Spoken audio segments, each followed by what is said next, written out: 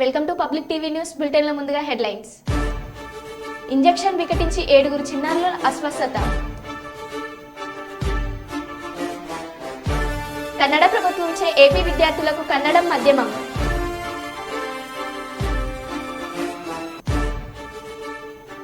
కలుషిత ఆహారం తిని ఒడిశా వలస కార్మికుల మృతి. ప్రజలకు ఇచ్చిన హామీలను నెరవేర్చేందుకు ప్రభుత్వం కృషి చేస్తుంది. ఎమ్మెల్యే కోరం కనకయ్య. ఇక వివరాల్లోకి వెళ్తే, భద్రాద్రి కొత్తగూడెం జిల్లా ఇల్లందులో పలు అభివృద్ధి కార్యక్రమాల్లో పాల్గొన్న MLA Koram Kanakaiah municipal chairman Venkateswararao municipal పాలక వర్గంతో కలిసి పాల్గొన్నారు. ఇల్లందు పట్టణ ప్రధాన రహదారికి ఇరువైపులా ఫుట్పాత్ నిర్మాణం, పలు చోట్ల సెంట్రల్ లైటింగ్, అంతర్గత సీసీ పనులకు శంకుస్థాపనలు చేశారు. ఈ సందర్భంగా ఎమ్మెల్యే కోరం కనకయ్య మాట్లాడుతూ ప్రజలకు ఇచ్చిన హామీలను నెరవేర్చేందుకు ప్రభుత్వం కృషి చేస్తుందన్నారు.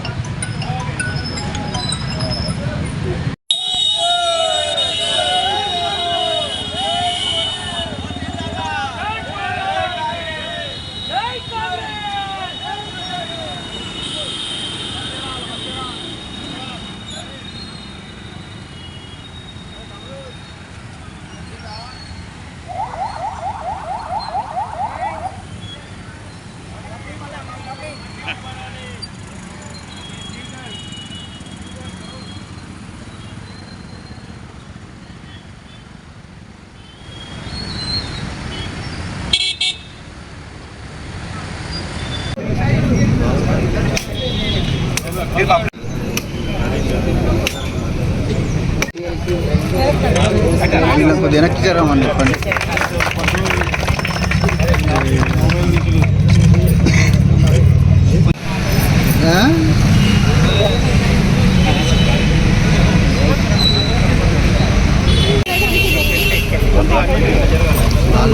కింద పడుతుంది.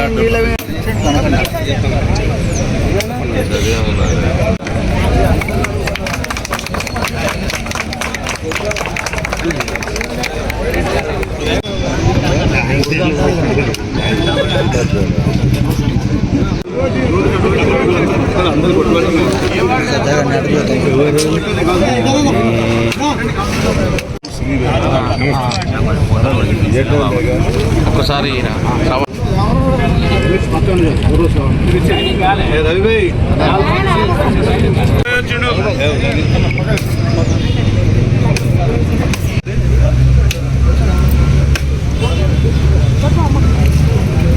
ఇల్లందు పట్ల ఉన్నటువంటి అన్ని వార్డులలో కూడా మెరుగైన సేవలు అందించడానికి తెలంగాణ కాంగ్రెస్ ప్రభుత్వం సిద్ధంగా ఉంది. ఎలాంటి ఇబ్బంది లేదు. ఏదైతే ప్రభుత్వం రాకముందు 6 గ్యారంటీల్ని ప్రవేశపెట్టి ప్రజలు ఉన్నటువంటి ప్రతి గడపలో కూడా తీర్చినటువంటి విషయం అందరికీ తెలిసిందే. తద్వారా ప్రభుత్వాన్ని ఏర్పాటు చేసుకొని మీరు వెంటనే 48 గంటల తిరగకముందే 2 పథకాల ప్రజల వద్దకు తీసుకుపోయి ఉచిత బస్సు ప్రయాణంతో పాటు ఆరోగ్యశ్రీ, మరి మొన్ననే గృహజ్యోతి 200 యూనిట్లు ఉచితంగా ఇచ్చే కార్యక్రమం కూడా ప్రజల్లో తీసుకోవడం జరుగుతుంది. దాంతోపాటు గ్యాస్ 500. ఇవన్నీ కూడా ప్రభుత్వం ఏదైతే హామీ ఇచ్చారో సోనియా గాంధీ గారి నాయకత్వంలో, అదేవిధంగా రేవంత్ రెడ్డి గారు గౌరవ ముఖ్యమంత్రి గారి నాయకత్వంలో పెద్ద ఎత్తున జిల్లాకు సంబంధించినటువంటి 3 మంత్రులు, శ్రీనివాస్ రెడ్డి గారు, అదేవిధంగా భట్టి గారు, తుమ్మల నాగేశ్వర గారి నాయకత్వంలో ఉమ్మడి జిల్లాలో ప్రతి గడపలో ప్రతి ఇంట్లో అన్ని సంక్షేమ పథకాలు చేరే విధంగా పెద్ద ఎత్తున ప్రభుత్వం చర్యలు తీసుకుంటా ఉంది. తప్పకుండా ప్రజల కార్యక్రమాలు కూడా చేస్తూ ఉంది. దాంతోపాటు సంక్షేమ పథకాలు, అభివృద్ధి పథకాలతో పాటు అన్ని విధాల ప్రజలను ఆదుకునే విధంగా తప్పకుండా ఈ ప్రభుత్వం ముందుంటుందని చెప్పి ఈ సందర్భంగా విజ్ఞప్తి చేస్తూ మరి 6,75,00,000 రూపాయల బిఎంఎఫ్టీ నిధులకు సంబంధించి ఈ యొక్క పనులకు శంకుస్థాపన కార్యక్రమం పాలక మండలి ఆధ్వర్యంలో జరగటం సంతోషం. ఇక్కడికి ఇచ్చేసినటువంటి గౌరవ కౌన్సిలర్స్కు, పార్టీ నాయకులకు, అధికారులకు, అదేవిధంగా పాత్రికేయ మిత్రులందరూ కూడా పేరు పేరున నమస్కారాలు తెలియజేస్తూ, గత సంవత్సర కాలంగా పెండింగ్లో ఉన్నటువంటి పట్టణాభివృద్ధి పనులన్నీ కూడా తిరిగి గౌరవ శాసనసభ్యులు కనకయ్య గారి ఆధ్వర్యంలో నడిపించడం కొరకు ఈరోజు ఈ కార్యక్రమానికి శ్రీకారం చుట్టడం జరిగింది. దీంట్లో ముఖ్యంగా ప్రజలు, ఇల్లందుపట్ల ప్రజలే కాకుండా దూర ప్రాంతాల నుంచి వెళ్ళేటువంటి ప్రజలు కూడా ఎంతో సంతోషపడేటువంటి విషయం ఏంటంటే, గోవింద్ సెంటర్ నుంచి పాకాల రోడ్డు వెళ్ళేటువంటి చెరువు కట్ట వరకు 2 కోట్ల రూపాయలతోటి రోడ్డు విస్తరణతో పాటు డివైడర్, సెంట్రల్ లైటింగ్, అదేవిధంగా ఊరికి వెళ్ళేసేట్టు ఉండేటువంటి సత్యనాపురం ఈ మధ్యలో కలవటం, దానికి సంబంధించి కూడా ఈ గోవింద్ సెంటర్ నుంచి ఇల్లందులపాడు వరకు రోడ్ ఎక్స్టెండ్ చేసి డివైడర్ మీద లైటింగ్ చేయటం, అదేవిధంగా జేకే ఫస్ట్ స్టాప్ నుంచి R&R కాలనీ పోయే రోడ్డుకి లైటింగ్తో పాటు గవర్నమెంట్ హాస్పిటల్కి సంబంధించినటువంటి హాస్పిటల్లో లోకల్ రోడ్లు, అదేవిధంగా లలిత కళామందిర్ రోడ్డుకి సంబంధించి లైటింగు, అదేవిధంగా మెయిన్ రోడ్డు మీద కూడా ఫుట్పాత్లు ఏర్పరచాలని చెప్పేసి అందరూ కోరిక మేరకు ఈరోజు ఈ కార్యక్రమాల్ని మా పాలక మండలి ఆధ్వర్యంలో నిర్వహించడం చాలా సంతోషదాయకం. భవిష్యత్తులో కూడా ఇంకా 10 కోట్ల రూపాయలతోటి త్వరలో అన్నీ కూడా ఎస్టిమేషన్లు అయిపోయి స్విమ్మింగ్ పూల్, ఇల్లందుకు కావాల్సినటువంటి ఎంతో మంది ప్రజలు ఎదురు చూస్తున్నటువంటి స్విమ్మింగ్ పూల్ ఒకటి, గెస్ట్ హౌస్ అన్నీ కూడా నిర్మించుకోవడానికి, అదేవిధంగా ఇల్లందు మున్సిపాలిటీకి తలమార్గంలో ఉన్నటువంటి బొగ్గవాగుని రక్షణ చేయడానికి కూడా మొత్తం కూడా ఎస్టిమేషన్ వేయడం జరిగింది. అవి కూడా త్వరలో గౌరవ శాసనసభ్యులు కనకయ్య గారి ఆధ్వర్యంలో ఇవన్నీ కూడా శంకుస్థాపన చేయడానికి సిద్ధంగా ఉన్నాయని చెప్పి తెలియజేస్తూ ఈ కార్యక్రమం పెద్దపల్లిలోని ఎంఎస్ఆర్ ఇటుక బట్టీలో పనిచేస్తున్న కార్మికులు కలుషిత ఆహారం తిని 19 మంది కార్మికులు అస్వస్థతకు గురి కావడంతో ఆసుపత్రికి తరలించారు. కార్మికుల పరిస్థితి ఆందోళనకరంగా ఉండటంతో కరీంనగర్ ఆసుపత్రికి తరలించగా చికిత్స పొందుతూ 2 కార్మికులు చంద్రశేఖర్ బారిహా, లలిత మాజీలు మృతి చెందారు. వారిలో 4 పరిస్థితి ఆందోళనకరంగా ఉందని వైద్యులు పేర్కొన్నారు. బట్టి యజమాని నిర్లక్ష్యం వల్లే కార్మికులు మృతి చెందడంతో పాటు అస్వస్థతకు గురయ్యారని కార్మికులు ఆరోపిస్తున్నారు. సమాచారం అందుకున్న బసంత్ నగర్ ఎస్ఐ ఆసుపత్రికి చేరుకొని వివరాలు సేకరించారు.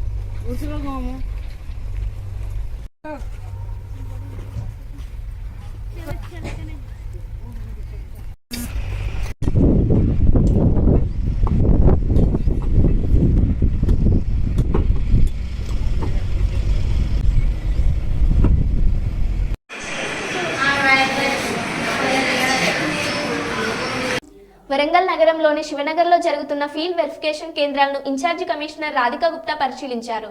మొత్తం గ్రేటర్ పరిధిలోని 66వ డివిజన్లో ప్రత్యేక బృందాలు ఏర్పాటు చేసి ఫీల్డ్ వెరిఫికేషన్ నిర్వహిస్తున్నామని, ఎక్కడైతే డేటా ఎంట్రీలో పొరపాట్లు జరిగాయో అవన్నీ సరి చేస్తున్నామని, ఇందులో ఆశా వర్కర్లు, బెప్మాతో పాటు కార్పొరేషన్ అధికారులు ఉన్నారని, అలాగే గృహజ్యోతి పథకంలో భాగంగా రేషన్ కార్డు ఉన్న లబ్ధిదారులకు 500కే గ్యాస్ సిలిండర్ అందజేయాలని సంకల్పించడం జరిగింది. కావున ప్రజలు సహకరించి అధికారులకు పూర్తి వివరాలు ఇవ్వాలని తెలిపారు.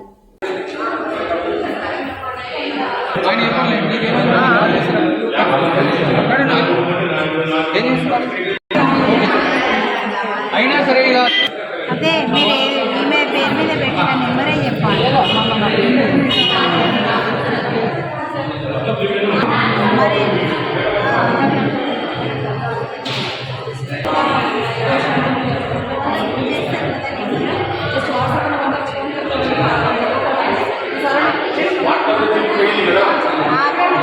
గ్యాస్ నెంబరు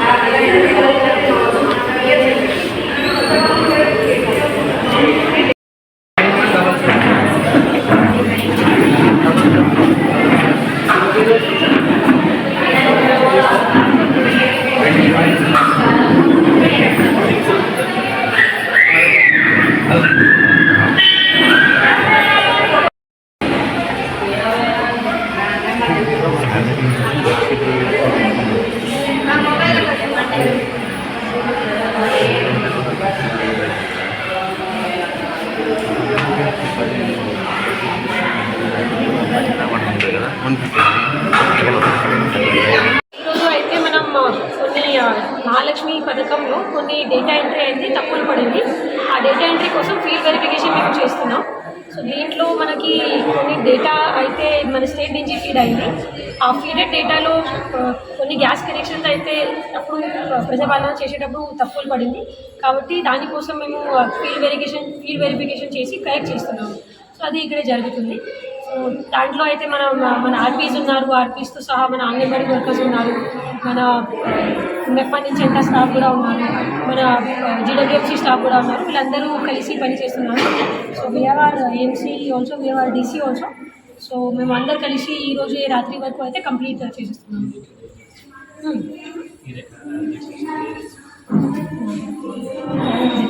అయితే అంతా వరంగల్ ఏరియాస్ మేము కవర్ చేశాము. చాలా చోట్ల మేము అన్ని డివిజన్స్లో అయితే ఫీల్డ్ వెరిఫికేషన్ జరుగుతూ ఉంది. సో మనం డివిజన్ వారీగా డివైడ్ చేసి వెళ్తున్నాం. సో ప్రతి డివిజన్కి ఒకటి టీం ఉంది. ఆ టీం వారీగా ఫీల్డ్ వెరిఫికేషన్ చేసి మనం డేటా ఎంట్రీ చేస్తున్నాం. గోదావరిఖని పట్టణంలోని ఎస్సీ ఎస్టీ కమిషన్ సభ్యుని క్యాంపు కార్యాలయంలో కోకంటి లక్ష్మీనారాయణ జన్మదిన వేడుకలు నిర్వహించారు. సంఘాల పార్టీ నాయకులు తరలివచ్చి ఆయనకు జన్మదిన శుభాకాంక్షలు తెలిపారు. ఈ వేడుకల్లో రామగుండం మాజీ శాసనసభ్యులు బీఆర్ఎస్ పార్టీ జిల్లా అధ్యక్షులు కోరకంటి చందర్ పూలబొకే అందించి శాల్వాతో ఘనంగా సన్మానించారు. కేక్ కట్ చేసి సంబరాలు చేశారు. కోకంటి లక్ష్మీనారాయణ నిండు నూరేళ్లు అష్ట ఐశ్వర్యాలతో వెలుగొందుతూ ప్రజలకు సేవలు అందించాలని అన్నారు.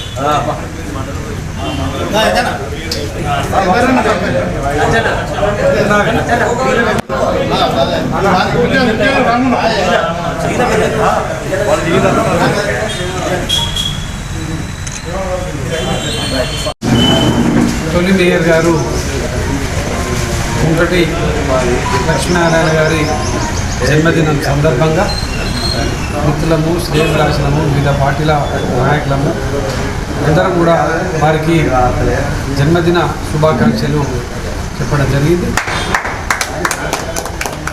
ఈ యొక్క పారిశ్రామిక ప్రాంతంలో కేబుల్ టీవీ ఆపరేటర్గా ఈ యొక్క ప్రాంతంలో తెలుగుదేశం పార్టీలో చురుకైనటువంటి కార్యకర్త నాయకుడిగా ఎదిగి ఈ ప్రాంతంలో మేయర్గా అనేక దళిత బహుజనుల వర్గాలకు సేవలు అందించి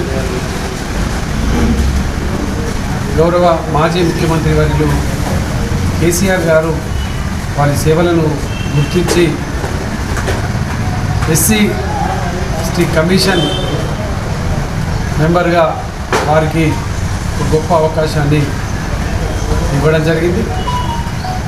తెలంగాణ వ్యాప్తంగా దళిత బహుజన కుటుంబాలకు ఎక్కడ అన్యాయం జరిగినా వారికి న్యాయం చేసేటువంటి విధంగా వారు ఎలా కార్యాచరణలో పనిచేసుకుంటూ ముందుకు పోతున్నారు. వారికి 2 నూరేళ్ళు ఆయుర ఆరోగ్యాలు అష్టైశ్వర్యాలు ప్రసాదించాలని ఈ సందర్భంగా మనస్ఫూర్తిగా కోరుకుంటూ వారు ఇంకా అత్యున్నతమైనటువంటి స్థానాలలో ఉండేటువంటి విధంగా వారికి దేవుడు కూడా అందించాలని వారికి ప్రత్యేకంగా ఈ ప్రాంత అన్ని వర్గాల పక్షాన నూతన జన్మదిన శుభాకాంక్షలు తెలియజేస్తాం. రామగుండం నగర పాలకంలో మర్చిపోలేనటువంటి అభివృద్ధిని అంటే ప్రతి గల్లీలో రోడ్లు, డ్రైనేజీ, వీధి దీపాలు ఇట్లాంటి అనేకమైనటువంటి అభివృద్ధి కార్యక్రమాలను చేపట్టి ఇప్పుడు సార్ చెప్పారు తెలంగాణ రాష్ట్రం ఏర్పడ్డ తర్వాత రామగుండం నగరపాలకం ఏర్పడ్డ తర్వాత తొలి మేయరు కొంకటి లక్ష్మీనారాయణ గారు. నిజంగా వాస్తవానికి ఆ మేయర్ పదవికి ఒక చిరస్థాయి గుర్తింపు తెచ్చినటువంటి మా కొంకటి లక్ష్మీనారాయణ గారి జన్మదినం ఈరోజు. అంతేకాదు ఆయన ఒక రాజకీయ నాయకుడు, పరిపాలకుడే కాదు, ఆయన వాస్తవానికి ఒక మంచి మనసు ఉన్నటువంటి వ్యక్తి, మంచి హృదయం ఉన్నటువంటి వ్యక్తి. ఎక్కడైతే బాధ, ఎక్కడైతే కష్టం ఉంటుందో ఆ కష్టాన్ని పరిష్కరించడానికి ప్రత్యక్షమైనటువంటి లక్ష్మీనారాయణ, అందరితో ఆప్యాయంగా మాట్లాడేటువంటి వ్యక్తి కొంకటి లక్ష్మీనారాయణ గారు. అందుకే కావచ్చు ఆయన జన్మదినాన్ని 4 గోడల మధ్య లేకపోతే ఆయన ఆఫీస్ మధ్య జరపకుండా మరి ఆయన అభిమానులు ముఖ్యంగా ఆయన అంటే పెద్దపల్లి జిల్లా రామగుండంలోని ఆర్ఎఫ్సిఎల్ గౌతమినగర్ టెంపుల్ సమీపంలో అర్ధరాత్రి ఓ ఏటీఎంను గుర్తు తెలియని దొంగలు ధ్వంసం చేసి చాకచక్యంగా ఏటీఎంలోని సీసీ కెమెరాకు స్ప్రే చల్లి దొంగలు ఈ ఘటనకు పాల్పడినట్టుగా పోలీసులు తెలిపారు. ఈ ఏటీఎంలో ఎంత డబ్బు పోయింది అనేది తెలియాల్సి ఉంది. పోలీసులు కేసు దర్యాప్తు చేస్తున్నారు. పూర్తి వివరాలు తెలియాల్సి ఉంది.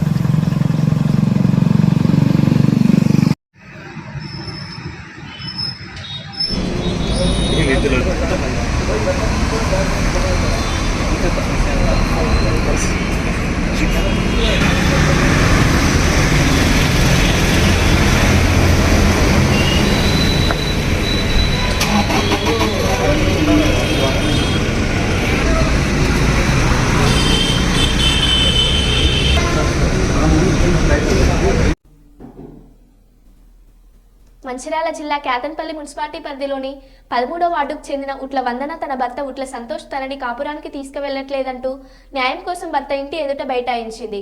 బాధితురాలు తెలిపిన తమకు 2017 సంవత్సరంలో వివాహం జరిగిందని, 2018లో పాపనసి జన్మించింది కాగా తన అత్తమామకు ఆమె ఇష్టం లేదని, అలాగే కట్నం ఎక్కువ తీసుకురాలేదని వేధించారని, ఇప్పుడు తన భర్త కూడా అత్తమామల మాట విని తనను వేధిస్తున్నాడని, బాధితురాలిని తన కూతురు నిస్సిని అమ్మని ఇంట్లోకి వస్తుండగా వెళ్లగొట్టారని, తనకు న్యాయం జరగాలని రోడ్డుపై బైఠాయించి నిరసన వ్యక్తం చేసింది.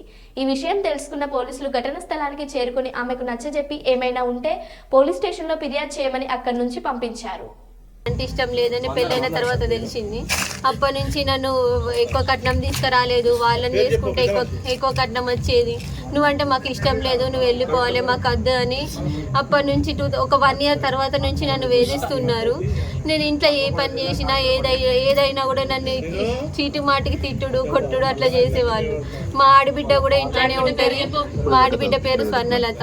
కానీ ఇట్లా ఉంటారన్న విషయం మాకు తెలియదు పెళ్ళికి ముందు.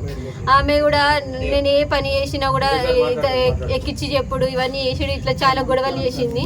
ఇవన్నీ కాదని మా ఆయన నన్ను హైదరాబాద్ తీసుకుపోయినప్పుడు అక్కడ మంచిగానే ఉన్నాం 1 year.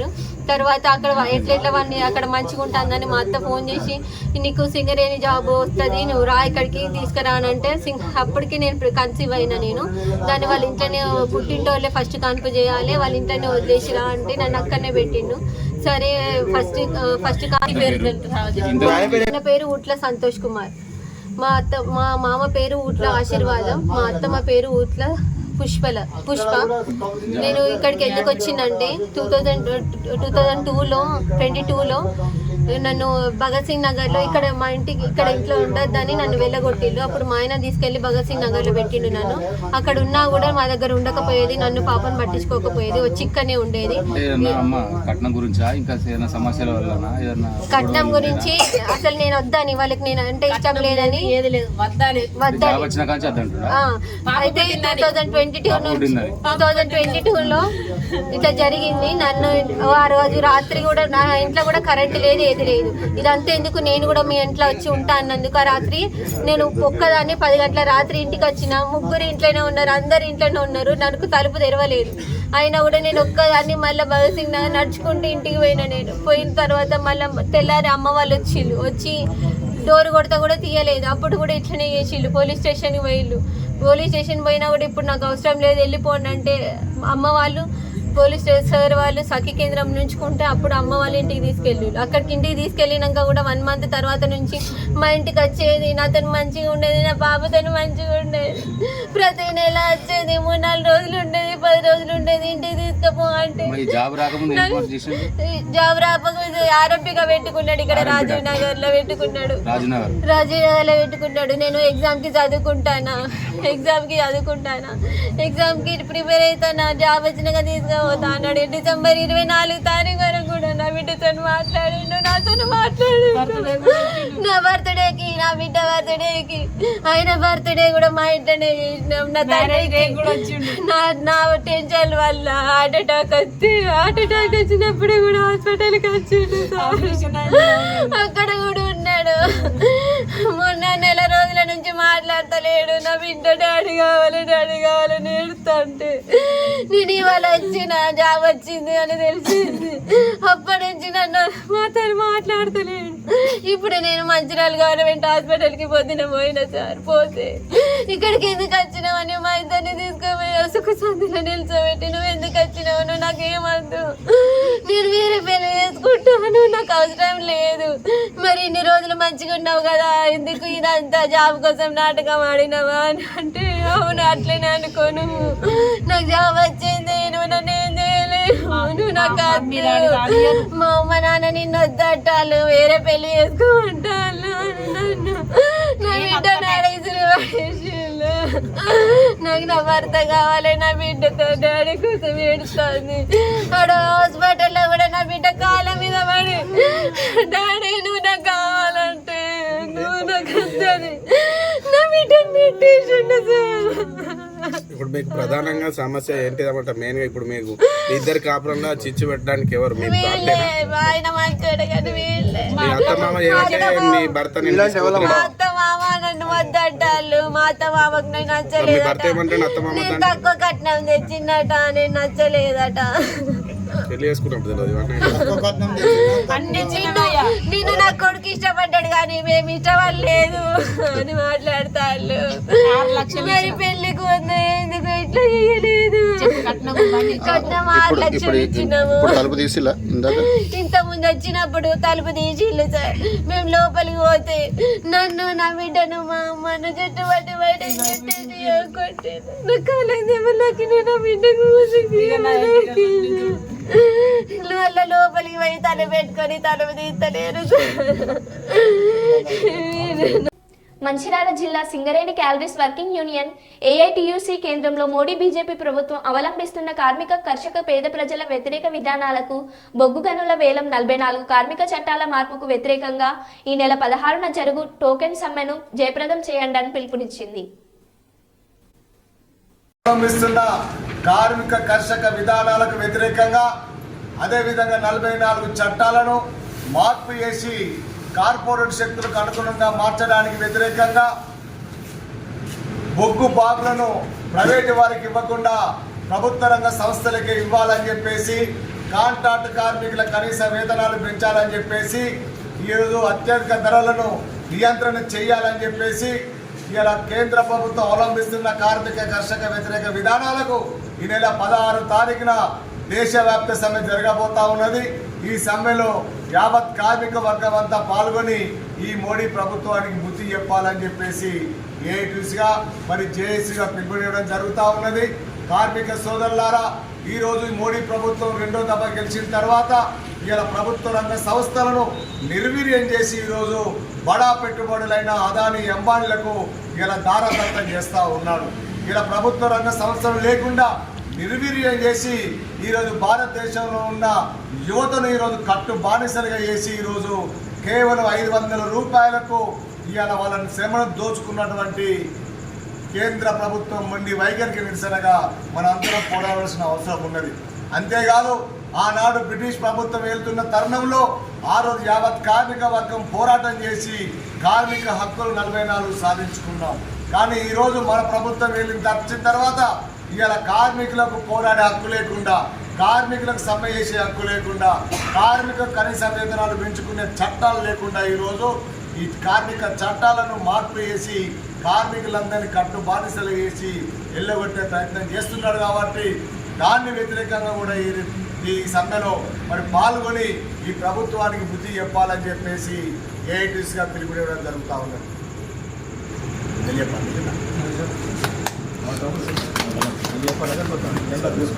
ఓకేనా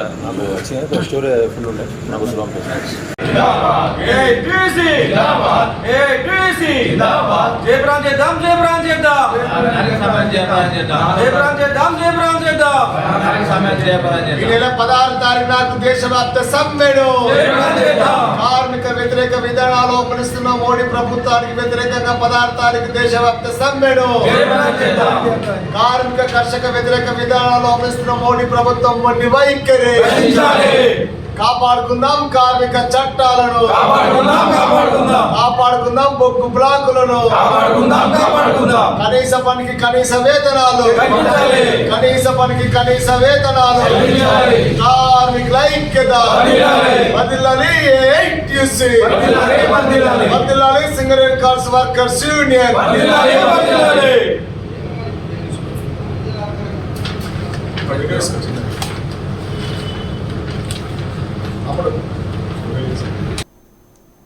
మరో బులెటిన్లో మళ్ళీ కలుద్దాం. Keep watching.